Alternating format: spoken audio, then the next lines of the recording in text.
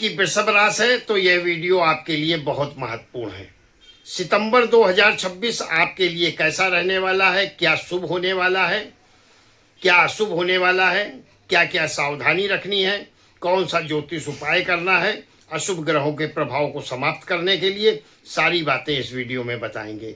साथियों, 2 सितंबर को आपकी राशि के स्वामी शुक्र अपना राशि परिवर्तन करेंगे और बहुत बड़ा बदलाव लेकर आएंगे।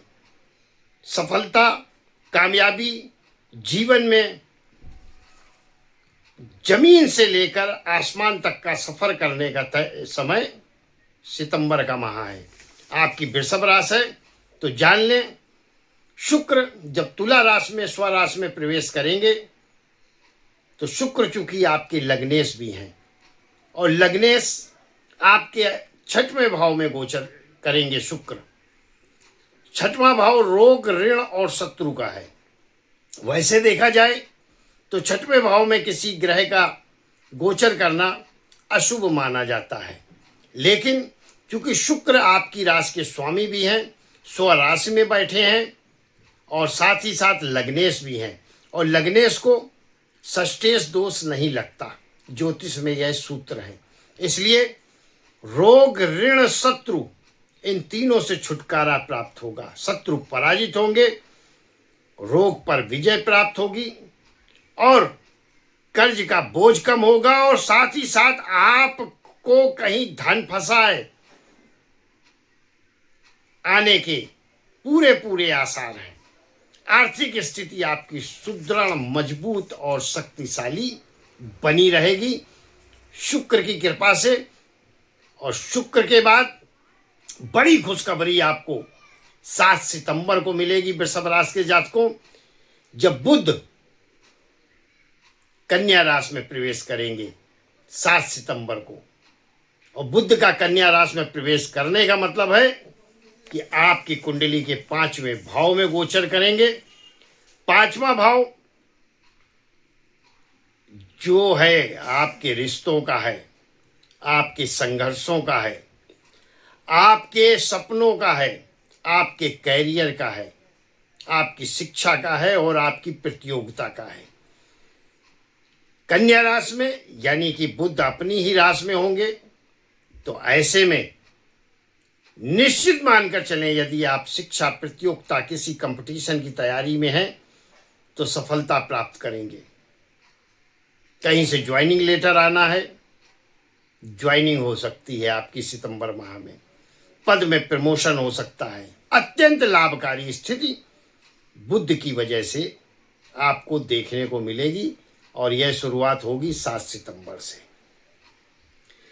वहीं 15 सितंबर को सूर्यदेव भगवान भी कन्या राशि में प्रवेश कर जाएंगे और जब कन्या राशि में सूर्यदेव प्रवेश करेंगे तो 5वें भाव में बुध अतिथि योग बनेगा और यह योग बहुत शुभ माना जाता है वृषभ राशि के जातकों, क्योंकि 4थे भाव का स्वामी, 5वें भाव का स्वामी 5म भाव में जब बैठ जाए, वो भी बुध अतिथि योग बनाकर, तो फिर कहने ही क्या है, हर इच्छा पूर्ण होती है, सफलता प्राप्त होती है, जीत प्राप्त होती है और कदम आप जहां पर आगे बढ़ाते हैं वहां से कभी खाली हाथ आप वापस नहीं आते।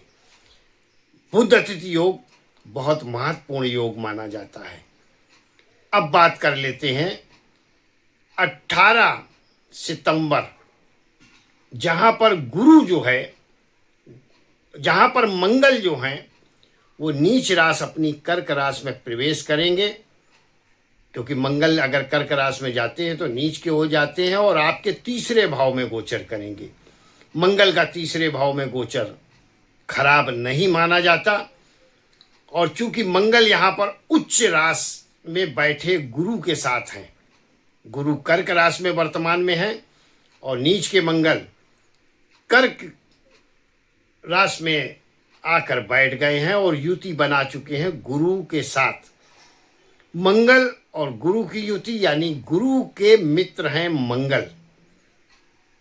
ऐसे में आप में साहस, आप में कॉन्फिडेंस और आप में एक गजब की क्षमता देखने को मिलेगी। बड़े से बड़ा कार्य आप चुटकियों में हल कर सकेंगे, ऐसा कॉन्फिडेंस आपको 18 सितंबर से देखने को मिलेगा और आपके जो बिगड़े काम हैं वो बनने शुरू हो जाएंगे। वही ध्यान रखिए, बहुत बड़ा योग बनने जा रहा है वृषभ राशि के जातक। 26 सितंबर को बुध तुला राशि में प्रवेश कर जाएंगे और वहां प्रवेश करेंगे जहां पर शुक्र पहले से विराजमान है। शुक्र और बुध मिलकर यहां पर लक्ष्मी नारायण जैसा राजयोग बनाएंगे। 6वें भाव में लक्ष्मी नारायण योग बनने का ही मतलब है कि आपकी सारी मनोकामनाओं को पूर्ण होना, आपको सफलता की प्राप्ति देना और आपका बहुत जितना अच्छा यह 2 ग्रह कर देंगे सितंबर माह में। बाकी ग्रहों की अशुभ प्रभाव की आवश्यकता ही नहीं है। और अशुभता की बात करें तो आपकी कुंडली में सितंबर माह में अशुभ ग्रहों का प्रभाव शून्य है, क्योंकि राहु अकेले आपके कुंभ राशि में 10वें भाव में बैठे हैं और कहते हैं राहु 10 में तो दुनिया बस में। 10वें घर में बैठा हुआ राहु जीत दिलाता है, कानूनी मामलों में हो या किसी भी मामले में हो आपकी विजय दिलाता है। राजनीति के क्षेत्र में आप हैं तो सफलता प्राप्त कराता है, बिजनेस व्यापार कर रहे हैं तो बढ़त दिलाता है। राहु अकेला बैठा हो 10वें भाव में तो फिर अच्छे परिणाम देता है। अगर किसी के साथ युति करके बैठा है तो उसके परिणाम में अंतर हो सकता है, लेकिन राहु जब भी देता है तो छप्पर फाड़ कर देता है, उसका स्वभाव है, और अचानक देता है। तो सितंबर का महीना वृषभ राशि के जातक राहु की भी विशेष कृपा आप पर बनी रहने वाली है और छप्पर फाड़ के बहुत कुछ देने वाले हैं। प्रमोशन हो सकता है, व्यापार में अचानक से लाभ हो सकता है, अचानक से आपको धन की प्राप्ति हो सकती है, बढ़ोतरी देखने को मिलेगी।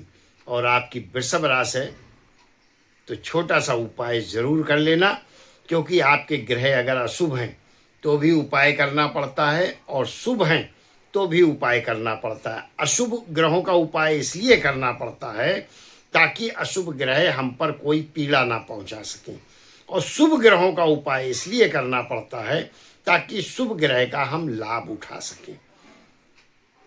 तो 2 उपाय जरूर करें। उपाय में क्या है, शुक्रवार के दिन आपको जिस देवी पर आस्था है, वो दुर्गा हो, काली हो, सरस्वती हो, आपकी कुल देवी हो, उसका पूजन अवश्य करें।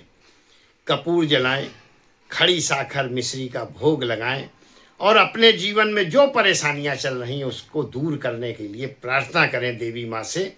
सारे संकट, सारी मुसीबतें, सारे कष्ट आपके देवी माँ दूर करेंगी। वृषभ राशि वालों को देवी की उपासना करनी चाहिए जिस पर भी आस्था हो, और चावल 1 मुट्ठी लेकर शुक्रवार के दिन केवल करें, अपने सिर से ऐसे उतार लें बिना गिने हुए, जैसे घड़ी की सुई चलती है उस दिशा में बिना गिने हुए, गिनना नहीं है चक्कर को, उतारा करके केवल अपने घर के बाहर आंगन में या मार्ग में डाल दें। ध्यान रखिएगा छत में चावल मत फेंकें। आपकी उसी दिन से बिजनेस व्यापार में बढ़ोतरी, मन में शांति और सफलता प्राप्त होना शुरू हो जाएगी।